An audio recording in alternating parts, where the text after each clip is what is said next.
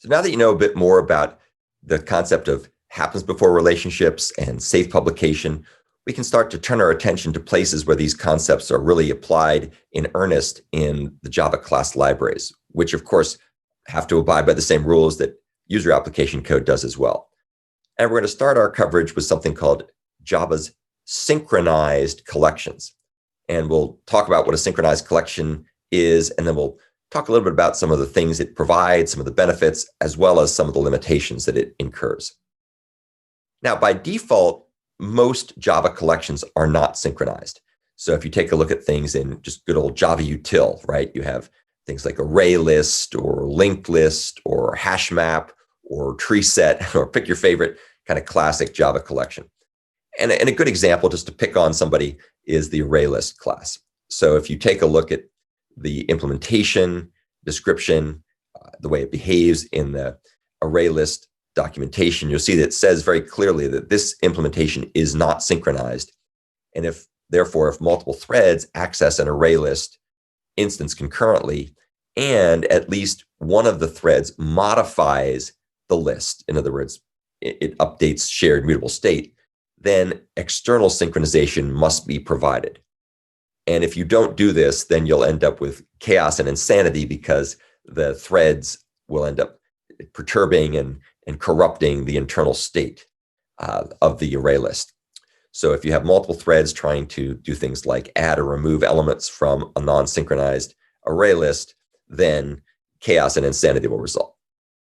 So how can we solve this problem? Well, one very convenient way to solve this problem, which has been around for a long time, is to use something called Java's synchronized collections wrappers. And these wrappers are essentially implementing the decorator pattern in order to be able to trivially make non-thread safe collections thread safe. And here's the way it works. So if you were to take a look, for example, at the collections class, you'd see that it's got a method called synchronized map. And you pass synchronized map in a non-synchronized map, like a hash map or a tree map or whatnot. And what it does is it wraps that parameter within something called a synchronized map, which is basically a decorator.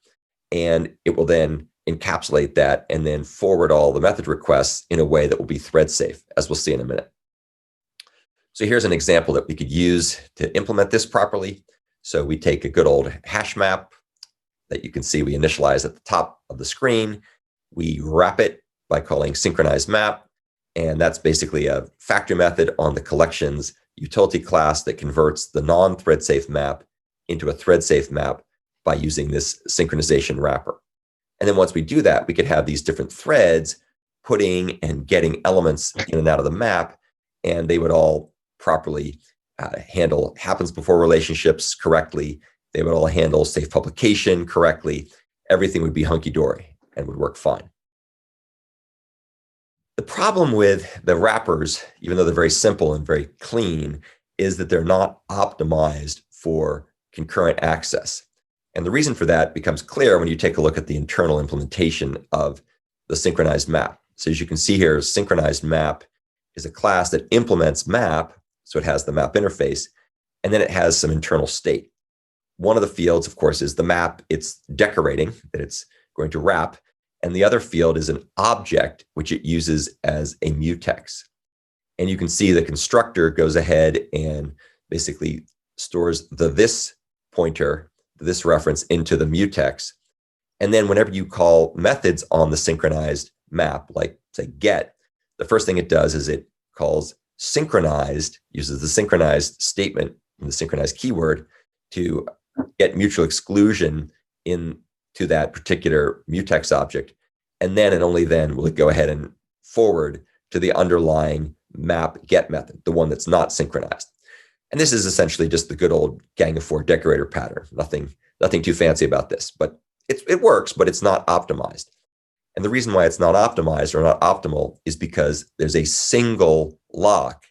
And if you have lots of threads that are descending on the same synchronized map, then you're going to end up with very poor performance because it'll become a bottleneck and a point of contention, which we don't like. And you can read more about this concept and the problems therein if you take a look at the link down below. So that's the end of the quick overview to Java synchronized collections. What we're going to do next is take a closer look at some examples of things that can work this way.